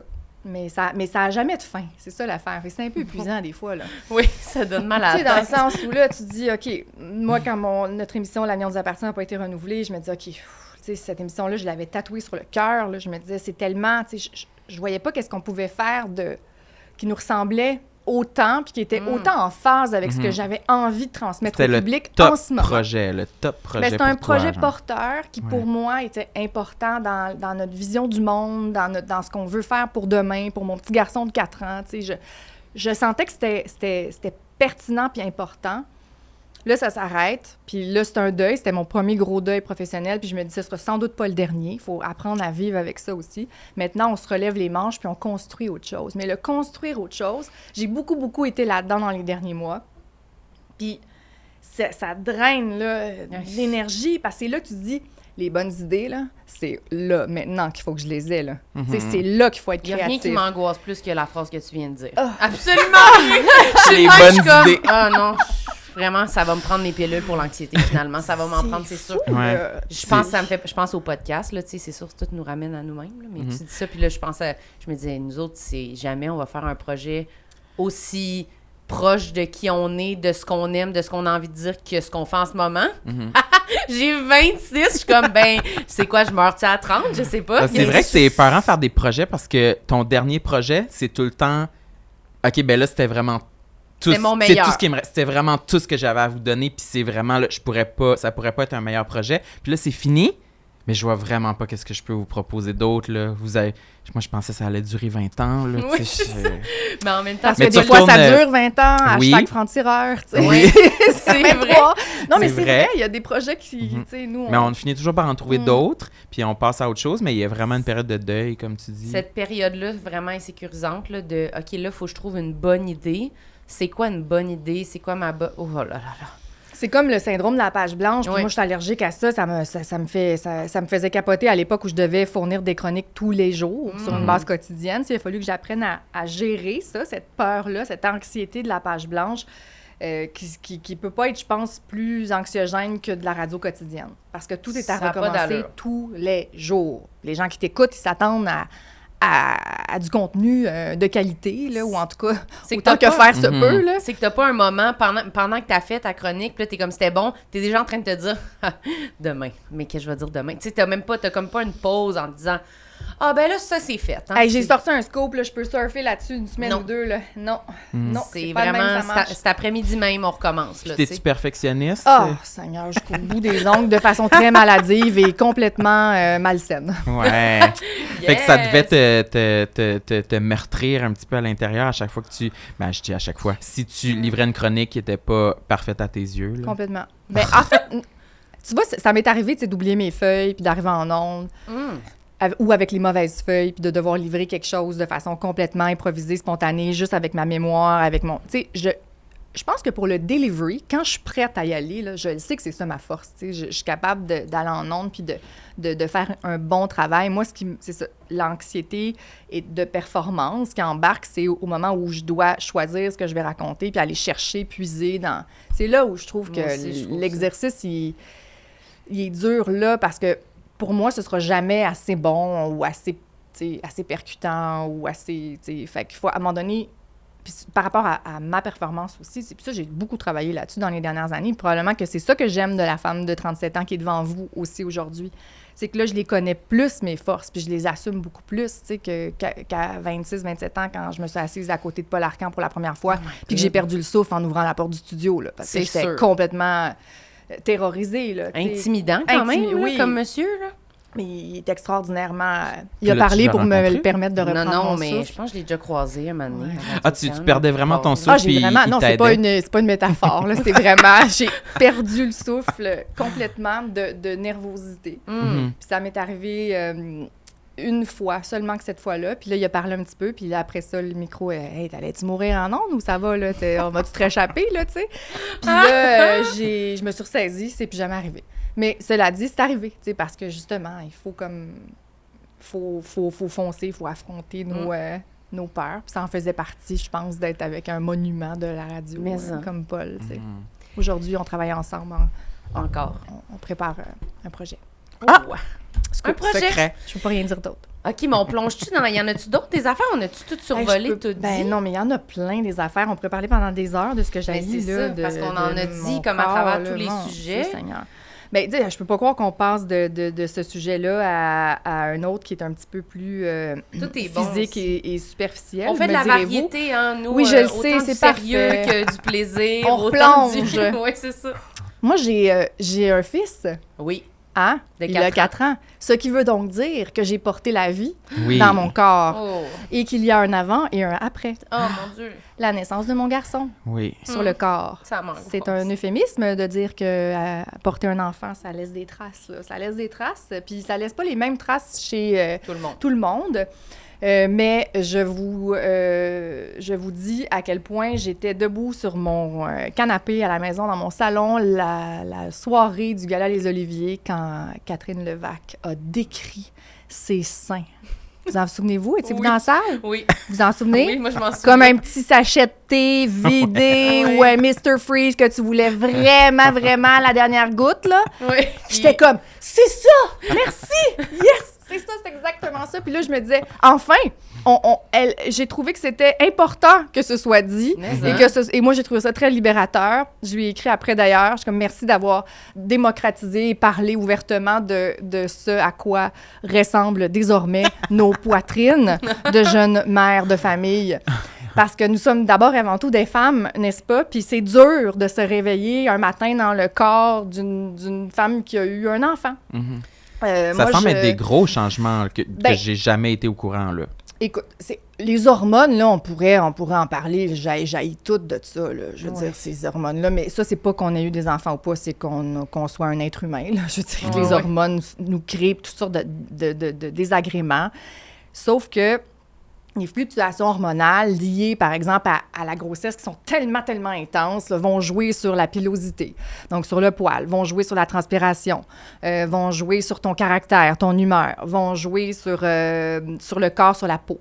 Tu sais, toute femme qui se respecte, ou presque, là, qui est enceinte, là, se met plein de crème pour éviter les fichues vergetures. Là. Moi, des vergetures, là, les fesses, les seins, je pense qu'on en a toutes. Ou en tout cas, moi, j'en ai sur le ventre aussi. Oui, bien, c'est ça. Mais le ventre, moi, tu vois, c'était une des parties de mon corps que j'aimais le plus de toujours. Étonnamment, là, je l'aimais, mon ventre, puis je l'ai toujours apprécié. Puis mon fils a décidé d'arriver un petit peu sur le tard, à presque 42 semaines. Et avant 40, là, mon ventre, il était super beau. Puis à un certain moment, je m'en souviendrai toujours, c'est une amie, parce que je ne voyais plus pantoute en dessous, là, elle dit, en dessous de ton nombril, il y a quand même un petit point. Un point, là. Un point? Un petit point. Un petit point comme violacé, là, rougeâtre, là, un peu. Puis j'ai dit, oh non. Mais là, je regarde, je me dis, un point, ça va. Bien, le point, aujourd'hui, avez-vous déjà vu un arbre qui est comme pris par la grille du frêne, là, qui est comme envahi de la grille du frêne, là, avec tous les petits sillons, là, puis ça se promène? Bien, c'est ça l'affaire, c'est qu'une vergeture de ventre de grossesse, là, c'est pas parce qu'il y en a une à la naissance de ton fils que ça va pas juste se propager. Ça va en expansion, là, ça... Puis ça continue, là. Ça a encore pris de l'expansion. Puis là, ça, je trouve ça plate, parce que ça me dérange. Ça me dérange. Parce que j'avais pas ça avant. Puis là, tu sais, je l'aimais mon ventre. Puis là, je suis pas bien avec ça. Puis est-ce que vous voyez de peau en ce moment, là? C'est à peu près juste ça que je peux exposer sans... Qu'on voit quelque chose. Oui, c'est ça, sans qu'on voit quelque chose. Parce qu'avant, c'était même pas en haut du nombril. Puis là, la petite peau a flétri. Puis là, ça s'est comme étendu. Tu sais, c'est pas la fin du monde, là. Ça va finir par moi, je trouve que c'est un deuil. Par s'atténuer, mais c'est un peu comme un deuil. Je pense que tu as raison. Quand il y a des choses permanentes, en plus, là, que tu sais que ce serait compliqué, mettons, là, enlever ça, là. Bien, ça s'enlève pas, en fait, des vergetures. Ça peut s'atténuer. Non, s'il y a bien une affaire qui reste sur le corps, c'est que ça va devenir blanc. Non, mais genre des... Tu sais, avec des... Mais même une chirurgie, c'est vrai? Même avec ça. Tu sais, à moins, mettons, d'une greffe de peau, là. Tu sais, je pourrais me faire... Même si je me faisais redraper le ventre, là, il y aurait encore les marques, là. C'est comme si ça laisse des sillons dans l'épiderme. Il n'y a pas moyen de réparer ça, là. C'est comme... Puis moi, ce qui me dérange, c'est le fait que ça continue. Fait que là, je me dis, ça va faire... Qu'est-ce qui va se passer, là? Ça va être quoi, l'abdomen au complet, à un moment donné? C'est ça. Là, en ce moment, je suis là-dedans, là. Je sais pas jusqu'où ça va aller. Je suis certaine que je vais recevoir des gens qui vont me dire « Ah, tu pourrais essayer telle affaire. » Des crèmes. Ben oui, évidemment. Les crèmes, ça sert à rien. Même pendant la grossesse, ils disaient « Tu te crèmes, mais tu te crèmes dans le vide. » Parce que si ça part, là, puis c'est une question d'élasticité de peau. Tu sais, je savais que j'étais sujette à ça parce qu'à dos, j'en avais eu ailleurs, tu sais. Mais le ventre, puis faire le deuil de son ventre, je pense que c'est tellement bien dit. Ça me dérange. Parce que maillot de bain, parce que bikini, parce que... Puis tu sais, avec mon garçon, on a... Comme toute bonne famille qui se respecte, on est allé, mettons, au village du Père Noël ou, tu sais, dans des centres aquatiques et tout ça. Puis j'ai vraiment eu la réflexion parce que les 2 premières années, j'ai porté un One Piece. Puis à un moment donné, je suis comme, j'aime ça, moi, un bikini, tu sais. J'ai décidé d'en mettre quand même. Au village du Père Noël? Oui, je l'ai fait.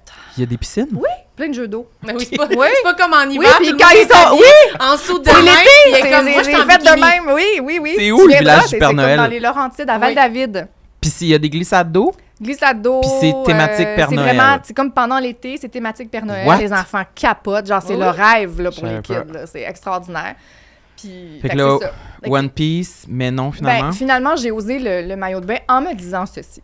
Je me suis dit, tu sais, les gens viennent me voir, ils me reconnaissent. Tu sais, est-ce que j'ai pas une certaine responsabilité aussi de ne pas afficher cette perfection-là, qu'on essaie tout le temps de faire attention de quoi on a l'air et tout ça, tu sais, de se montrer toujours sous, idéalement, notre meilleur jour. Tu sais, je me suis dit, la mère de famille qui va me voir avec mon fils, puis qui va voir que sur mon ventre, pareil peut-être comme elle, ou bien elle est chanceuse, puis elle n'a pas, que moi, j'ai des vergetures sur le ventre à la suite de la naissance de mon garçon.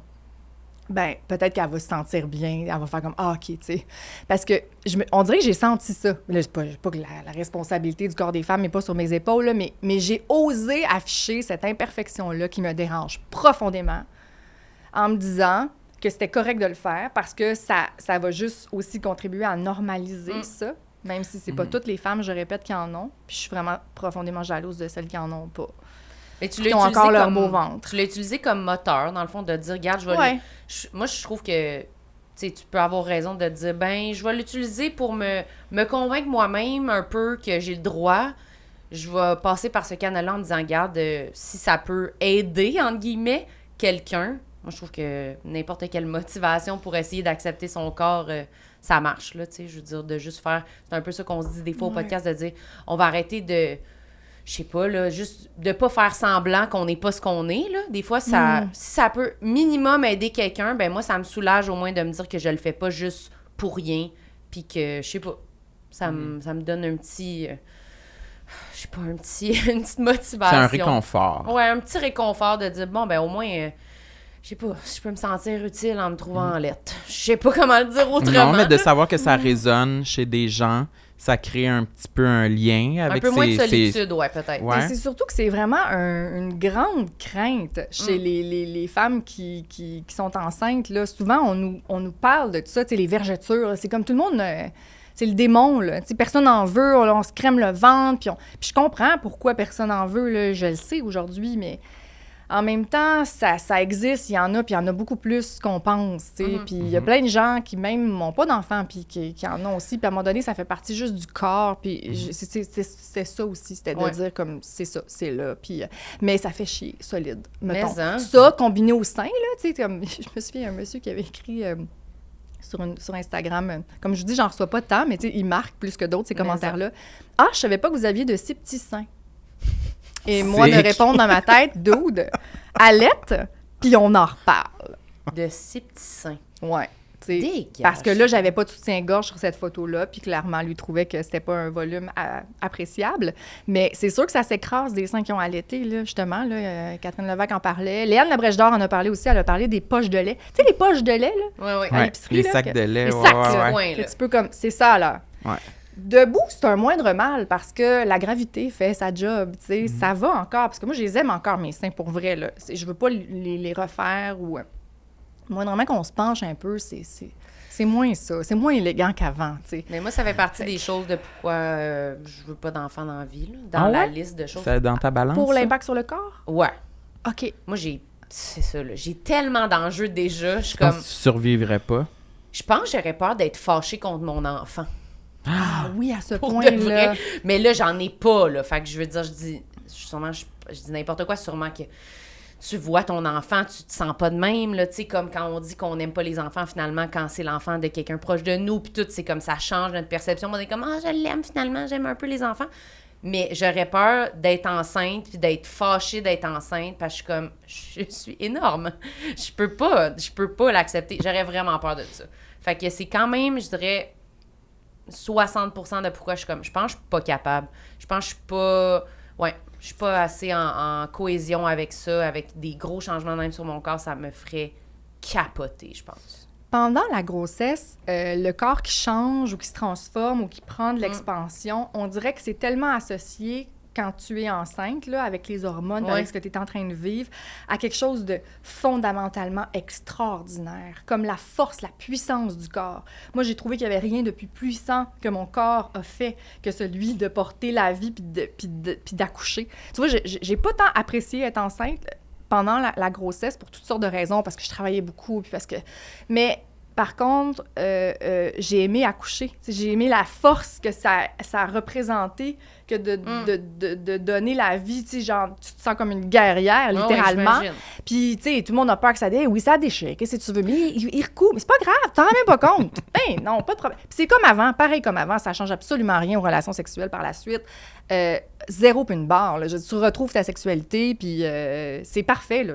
C'est comme si ça n'avait pas existé. En fait, si c'était pas, là, comme je parlais, des marques sur mon ventre, puis des seins plus mous, évidemment, il n'y aurait pas aucun impact sur mon corps. Tu sais, le corps, il est fait pour reprendre sa taille, reprendre sa forme, puis ça se fait beaucoup plus rapidement qu'on pense. Là. Penses-tu que c'est ça pour tout? Oui, il n'y en a pas que ça... Il y en a-tu que ça... évidemment, peut-être pas, mais tu sais, le fait d'allaiter, ça brûle des graisses. Là. Moi, à 3 mois après la naissance de mon gars, j'avais repris... tu sais, c'est pas tout le monde. C'est pas... J'étais pas dans une course de reprendre ma shape, pas du tout. Mais ça s'est fait comme très naturellement. Ça peut, en tout cas, revenir comme... Moi, j'ai confiance que notre corps, il est fait pour ça, pour revenir. Puis pour répondre à ce que tu dis. Parce que ce que tu dis, c'est important. Tu sais, c'est ça, c'est ta perception. Puis je comprends vraiment profondément ton inquiétude qui va pas se dissiper. Si un jour tu décidais d'en avoir un, là, ça va vraiment comme rester cette affaire-là. Qu'est-ce qui va se passer avec mon corps? Cependant, c'est pas un mythe et un leurre quand on dit que ce que ça donne au final, tu sais, moi, ces marques-là, ils sont là parce que j'ai accouché de l'être humain que j'aime le plus au monde. Mm-hmm. Oui, ça me le rappelle, même quand ça me tente pas, que ça me le rappelle, mais c'est ça que c'est, ces marques-là, puis ce corps-là, flétri, ça fait pas moins chier, c'est pas, tu sais, parce que on veut rester femme, mais on veut rester... Moi, j'ai envie de rester désirable dans la vie, là, tu sais, j'ai envie d'avoir ce corps-là, puis de trouver que surtout pendant la grossesse, on se sent pas de même pantoute, là, c'est surtout ça aussi. Ça m'a dérangé, ça. Comme de devenir quelqu'un qui est une future mère, là, genre d'être ça, là, ça là, dans mon ça m'a dérangé. Mais ça passe, tu sais. Après, tu reviens, c'est complètement... puis c'est beaucoup plus rapide qu'on pense. Comme s'il y avait jamais eu de bébé qui a passé par là. Écoute, moi j'aurais, je sais pas, il faudrait entendre plusieurs témoignages. Moi, j'ai l'impression que je pourrais être parmi ces femmes de qui, ben non, toi, c'est pas revenu. C'est vraiment plat. Ah, mais là, toi, c'est vraiment... Tu restes enceinte toute ta vie. Telle quelle. Enceinte à 9 mois. Ne sors jamais. Le temps s'arrête. Tu vomis tous les matins. C'est comme ça. Ouais, toi, les mots de cœur ont juste... Ça continue. C'est pour toujours. Ouais. Non, j'aime mieux pas m'aventurer. Là. Le bébé sort jamais.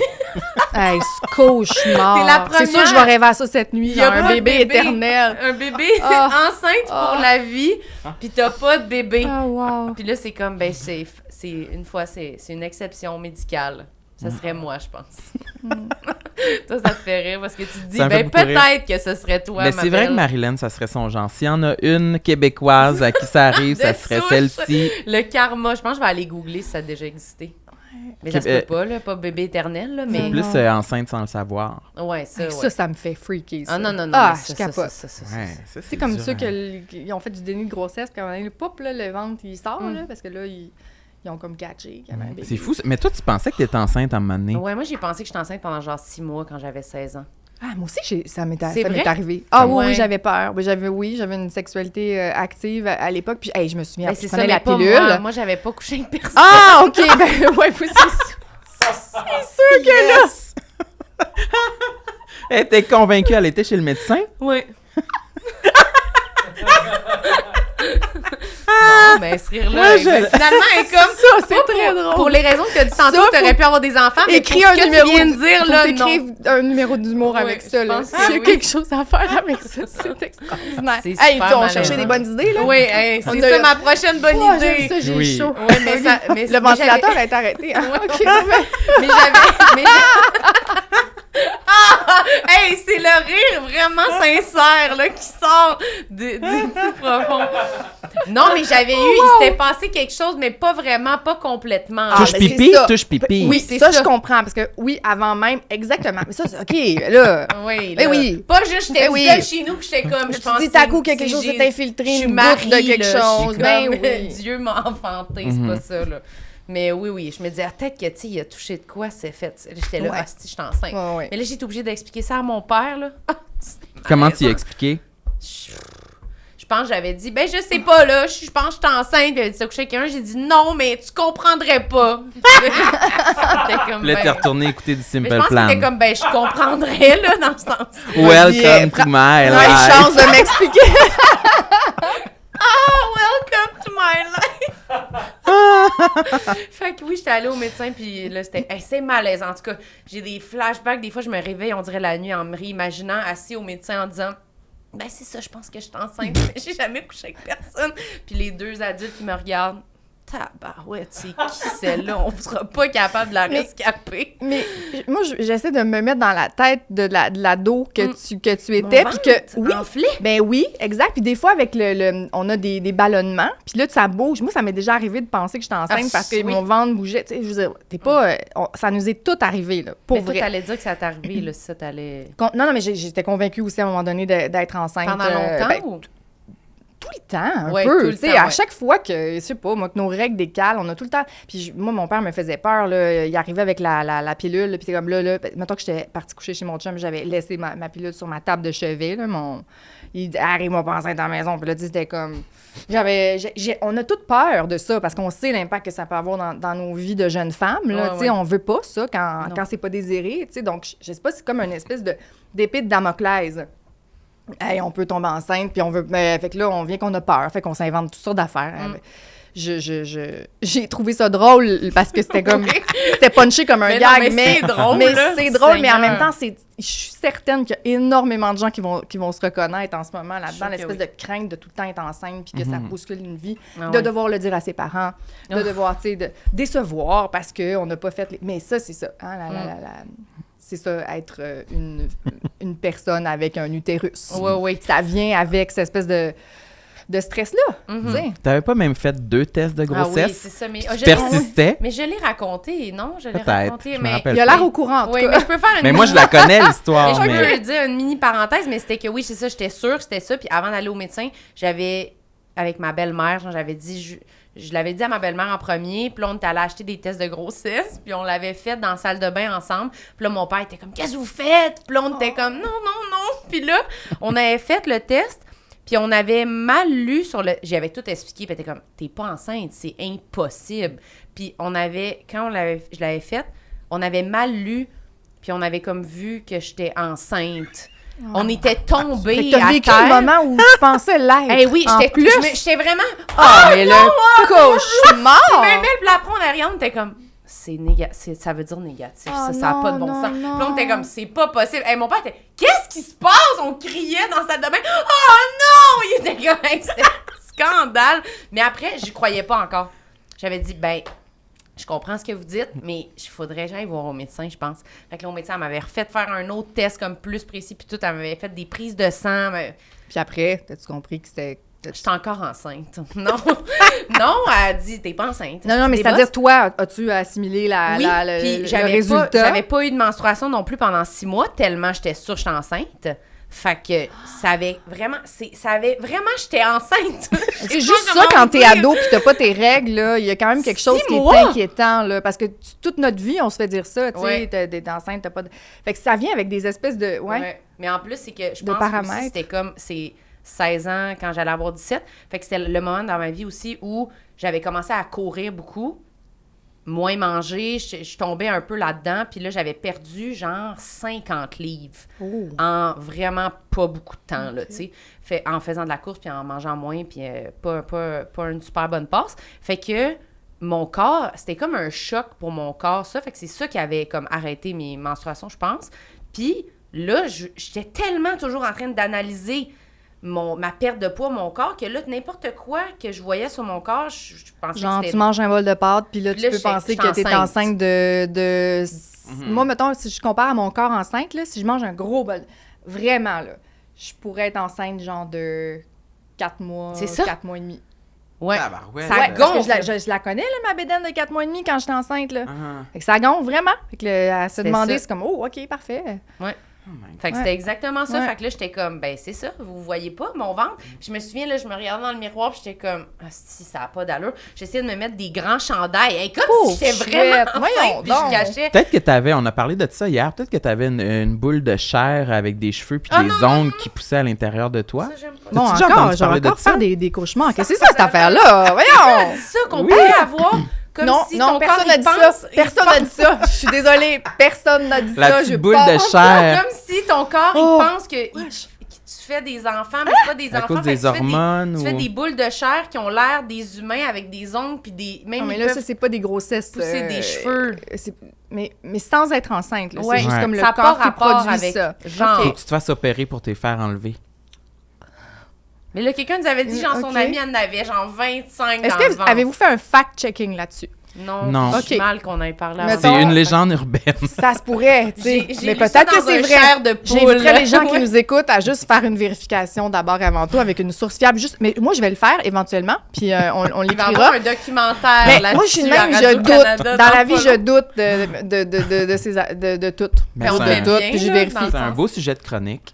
Oui. Mais si c'est vrai, c'est sûr que j'en fais des cauchemars cette nuit. Ça va être J'ai le cauchemar facile. Oui, ça va être difficile. Est-ce que tu veux nous en dire un ou deux derniers? Un plongé dans une détresse. Je l'imagine. On est dans une zone particulière. Qui viennent avec des images, là, puis qui sont... je sais pas si... Moi, ça va être mon prochain déguisement d'Halloween. La boule de chair. J'ai quasiment envie de le checker tout de suite, mais je veux pas que ça prenne trop de temps. Là, mais non, mais... Non. Comment ça s'appelait? Ça avait-tu un nom, ce syndrome étrange-là? Moi, la boule de chair bébé, moi, je pense vraiment qu'il faut... J'aimerais beaucoup ça, avoir le fond d'histoire de cette chair, affaire-là. En attendant, je peux parler à Sam de mes dents. Veux-tu? Les dents? Mes dents. Ah oui, ça m'intéresse. Ça t'intéresse? Oui, moi, je fais un Invisalign en ce moment. Ah! Ben mon Dieu, c'est exactement ça que j'ai fait. Tu l'as fait? Oui, j'ai fait. Quand ça? Bon, tu vois, on a un sujet. Je l'ai fait. C'est un cadeau que je me suis offerte à moi de moi pour mes 30 ans. Oui, parce que c'est cher.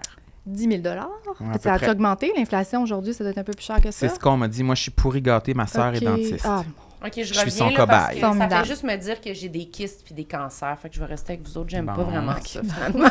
J'aime mieux qu'on parle des dents puis on fera du fact-checking plus tard là, parce que ça pourrait me plonger dans une mauvaise... On mettra un lien en commentaire. On mettra un lien en commentaire, c'est ça. Fait que t'as eu grand mystère. On va faire une enquête là-dessus. Oui, c'est ça. Oui, pour mes 30 ans, je me suis fait faire ça. En fait, ce qui est arrivé, c'est que je suis allée à Tout le monde en parle pour la première fois. Je pense que c'était... je me souviens plus de l'année exactement, comme quelque chose comme 2014 ou 2015. Là. Puis j'étais à ce moment-là avec Patrick Lagacé, Marie-Maud Denis, puis j'avais mon corps de fille qui se lève à 3h30 du matin et mes dents originales. Mais j'ai toujours eu des super belles dents. Tu sais, j'avais des dents droites, mais à l'âge de 25 ans à peu près, alors qu'on m'avait toujours dit que ça bougeait plus à partir d'un certain âge, faux. Mes dents ont commencé à bouger plus à partir de l'âge de 25 ans. Ah oui? Puis là, ils ont commencé comme à reculer un petit peu vers l'intérieur. Puis moi, j'avais quand même des canines plus pointues, puis mes latérales étaient un peu plus petites que mes palettes, en fait. C'est le nom de la dent, là, mais... Fait que là, ça faisait un peu comme une wave, là, dedans. Puis, tu sais, c'est ça, c'est moins élégant. Et quand je me suis vue à la télé, donc à Tout le monde en parle, puis je me suis dit, là, attends un peu, là, je vais faire carrière dans les médias, en communication, télé, radio. Ça peut pas être ça, mes dents, là, je serais pas à l'aise, tu sais. Là, j'avais vraiment comme l'espèce d'image de moi médiatique. Ça m'énervait profondément. Puis je suis certaine qu'on verrait des images aujourd'hui, puis ce serait pas si pire que ça, mais ça paraissait quand même quand je parlais, là, tu sais. Fait que là, j'ai décidé de m'offrir ça pour mon anniversaire de 30 ans. Puis je suis tellement contente de l'avoir fait parce que ma carrière télé a démarré après. Fait que c'est parfait timing. Tu sais, j'avais pas d'obligation, pas d'enfant, j'avais les moyens de m'offrir ça sans problème. Fait que je l'ai fait. Puis je suis vraiment, vraiment, vraiment très, très contente. Quand tu vois tes dents maintenant... Ah, ben tu sais... sont pas parfaites. Mais non, elles sont belles, tes dents. Mais tu sais, c'est un sourire. Tu trouves qu'ils sont blancs? Je trouve plus. Tellement moi, blanches. je suis due pour un... Hein? Mais non, ils sont blancs. Tu fais du blanchiment, tu les fais comment? Mais le dernier que j'ai fait, c'était au moment où j'ai fait mon orthodontie. Donc, ça veut dire... c'est ça fait un bout, là, quand même. Je dis 30 ans, ça fait 7 ans. Fait que je les ai pas refait blanchir depuis 7 ans, mais je trouve qu'ils sont pas... Ah, ben merci, c'est gentil. Je le ferai pas d'abord parce que ça fait mal en tabarouette. Ça me fait comme des chocs électriques. Dans les gencives? Dans les dents, puis dans les gencives. C'est pas bon pour les dents. Moi, non, je pense pas, parce que c'est pas naturel pantoute, là, de se blanchir de même. Mais moi j'ai vraiment envie de le faire. Sensible. Ben, il y en a qui font puis qui n'ont pas de douleur. Moi, j'ai eu vraiment beaucoup de douleur. Il fallait que je me mette du Sensodine dans mes coquilles de Invisalign pour comme apaiser là, tellement que ça... Mais j'ai arrêté le traitement parce que ça me faisait trop mal. Ah ouais, moi, c'est sûr ça me ferait mal. Tu vois, j'enfle de la face là, quand je me mets juste un gloss. Là, fait que c'est sûr mes dents vont tomber peut-être. C'est sûr qu'il y a peut-être une petite sensibilité là, ici au niveau de l'épiderme. Mais comment ça se passe, Invisalign? Parce que c'est incroyable. Tu fais ton podcast avec... Moi, je fallait que je l'enlève pour faire de la radio parce que je parlais un petit peu sur le bout de la langue. Ouais, un peu. Moi, je zozotais plus avec mes gouttières au début. Oui. Puis là, ça s'est inversé. Maintenant, je zozote quand je les ai pas dans la bouche. Ouais. Fait que tu fais très bien ça, par exemple, parce que tu les as tout le temps. Oui, je les mets tout le temps. Puis je suis devenue aussi, quand j'ai voyons, je dis gouttières, mais il y a un autre Tu veux dire... Oh non, c'est ça, c'est pas les ça. aligneurs. Oui. Les aligneurs. Ouais. Quand j'ai les aligneurs dans la bouche, je suis devenue... les coquilles. Les coquilles, coquilles. Je me suis attachée au look.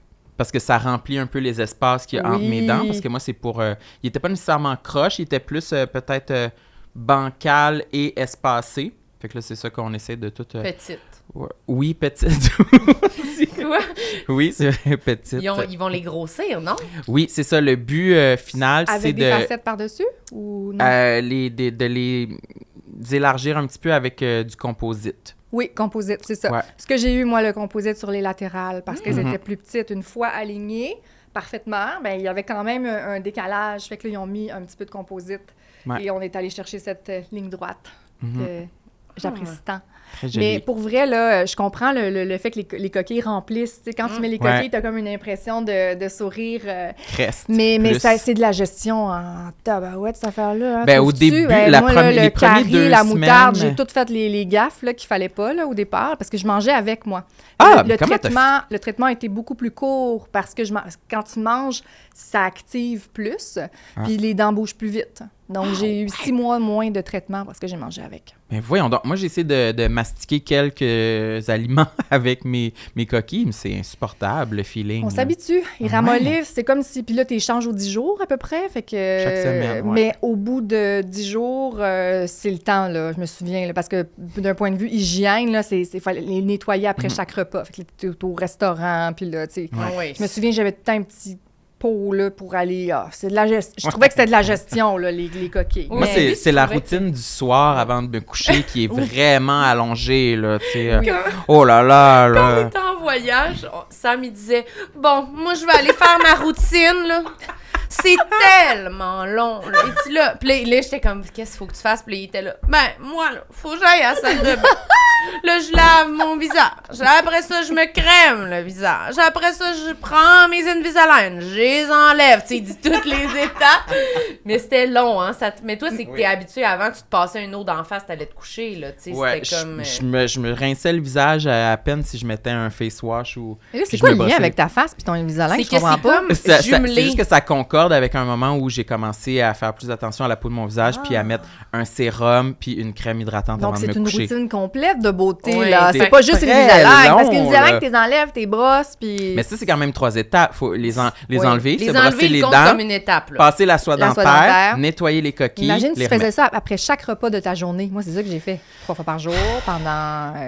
Ben, tu le fais un peu. Ça dépend. Il y a des... ça dépend. Genre, un smoothie, je me brosse juste les dents. Si c'est de la nourriture que je mastique, je me brosse les dents, je passe la soie dentaire.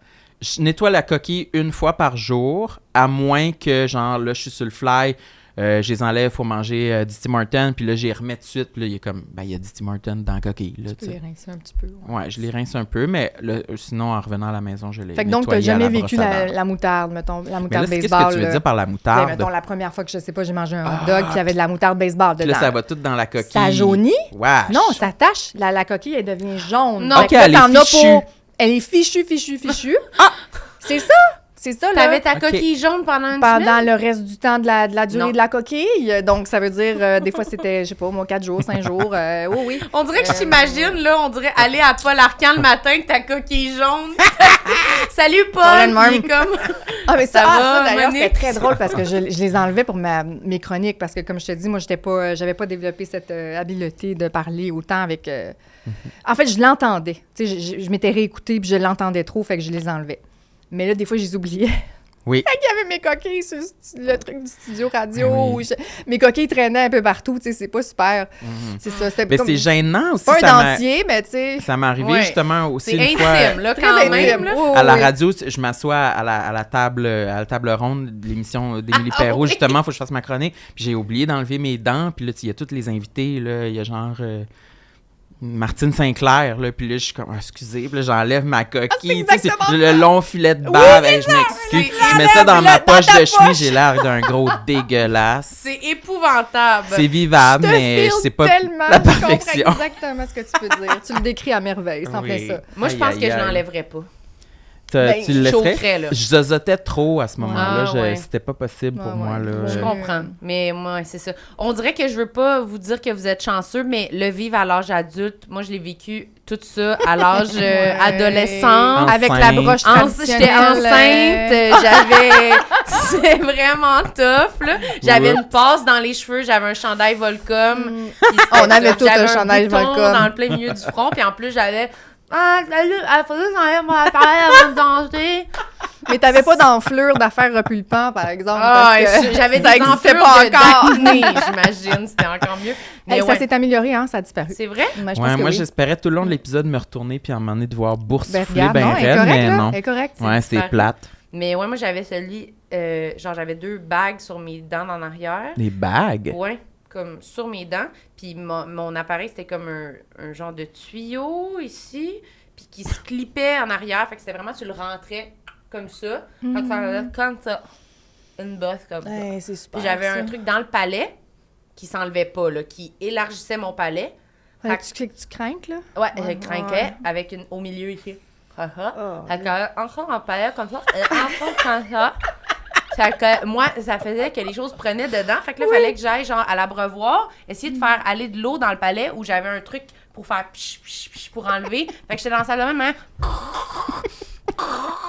J'avoue qu'à l'adolescence, tu veux pas vivre ça. Ça a mais en pas de même bon temps, sens. tout le monde le vit ou presque. Dans les faits. Ouais, presque. mais pas tout le monde. Pas mais... les filles cool. Il y avait aucune fille cool à l'école qui était...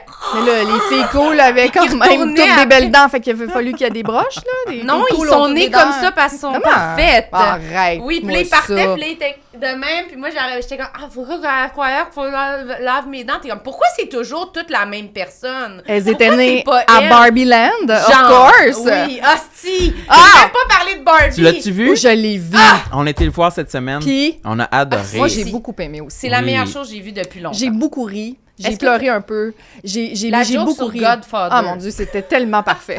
Marilyn cette était joke. crampée Hey, de moi, rire. j'ai pleuré de rire. Il y a jamais... Ils disent, en tout cas, que pour... Je sais pas, là, ils essaient de reconquérir les hommes, là, puis les Ken, là. Puis, genre, ils disent, OK, ce qu'on va faire, c'est qu'on va aller les voir, puis on va faire semblant qu'on n'a pas vu Godfather. film pour qu'ils puissent vont avoir pouvoir le... nous l'expliquer.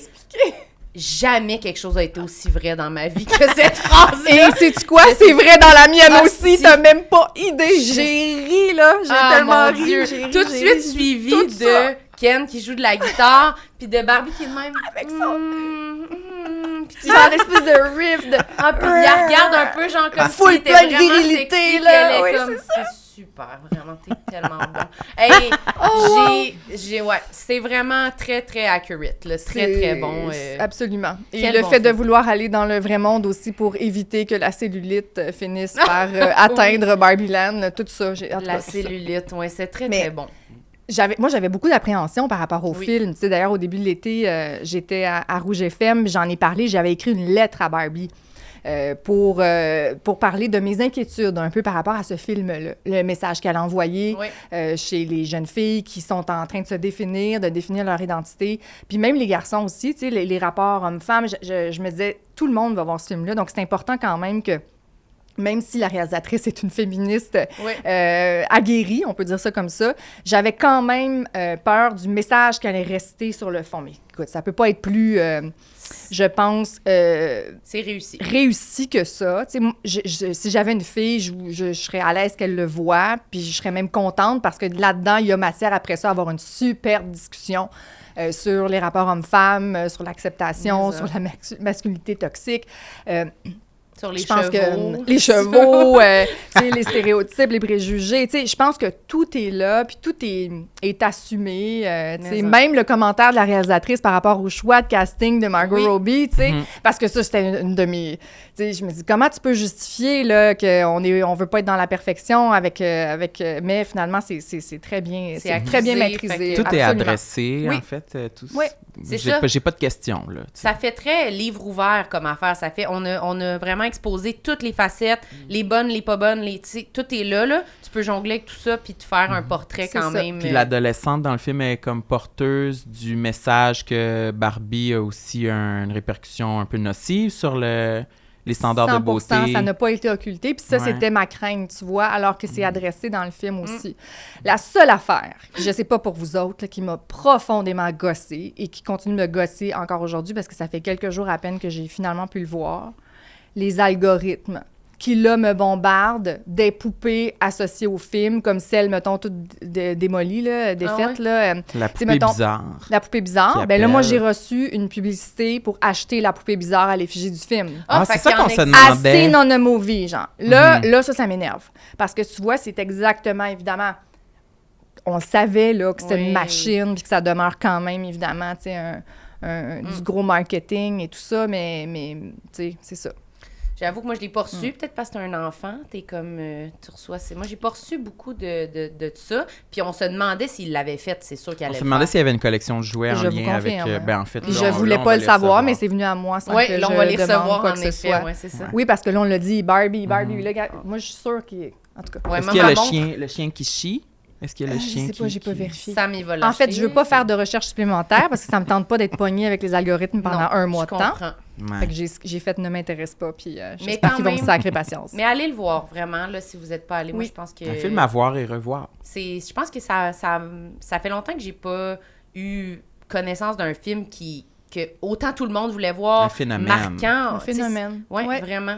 Puis, tu sais, on a beaucoup parlé aujourd'hui du corps, de notre rapport au corps, surtout à l'adolescence. Puis, je pense qu'il y a ça dans le film aussi, entre les liens, l'image, la pression qu'on met, pas juste sur les femmes, sur les hommes aussi, mais je trouve que c'est une réflexion qui est très, très 3.0 et qu'on doit avoir. Tu sais, c'est dans l'air du temps, c'est dans l'humour, puis c'est dans la parodie aussi par moment, mais je trouve que c'est important d'avoir ces discussions-là. Tu sais, parce que en ce moment, moi, je fais souvent des émissions où on regarde un petit peu comment les ados vont, tu sais, comment...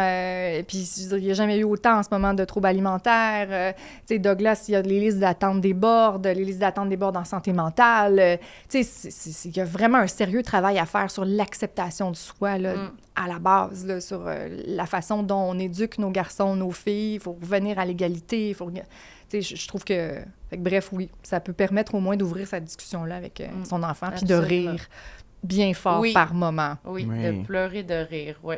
On a ri aussi, juste en conclusion, là, quand, dès le début, là, genre, la scène où on voit une petite fille prendre sa Barbie, y écarter les jambes de même, puis donner un coup de pied dans Barbie. Les coups de pied dans le cul. On a fait comme, ça va être super, ce film-là va être super. On dirait que ça donnait bien le ton sur, OK, on va tout couvrir, là. On va aller dans toutes les zones, ça nous a fait beaucoup rire. Mais tu sais, moi, dès la scène d'ouverture, celle avec les poupées, ou c'est ça, là. Il y a les deux, il pète les poupées. C'est là où il brise les vieilles poupées bébés, là. On dirait que c'est tellement une évidence, mais c'est vrai, il n'y avait pas de... Tu sais, ça cantonnait les petites filles dans le rôle de mère uniquement, les poupées avant l'arrivée d'une poupée adulte, femme qui pouvait être ce qu'elle voulait, et émancipée, et puis être médecin, puis présidente, puis...